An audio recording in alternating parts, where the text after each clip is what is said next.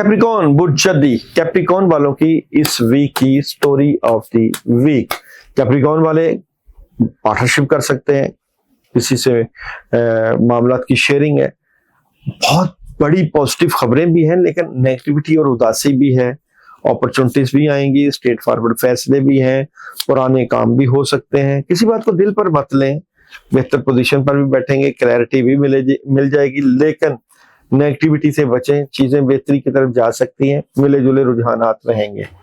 आप लोगों की इस वीक की एनर्जी, कैप्रिकॉन वालों की इस वीक की एनर्जी की बात करें, कद काट इज्जत में इजाफा, रूहानियत से हेल्प लें। ये ना कहिए का चीजें बेहतर आसानी से हो जाएंगी, मुश्किलों के बाद ही आसानियां मिलती हैं। जॉब, बिजनेस और कैरियर, कैप्रिकॉन इस वीक में जिम्मेदारियां ज्यादा, कामयाबी भी है, लेकिन यहाँ पे आप लोगों के लिए दुश्मन और हासदीन मौजूद हैं जो कि आपके कैरियर को सही तरीके से नहीं बढ़ने दे रहे।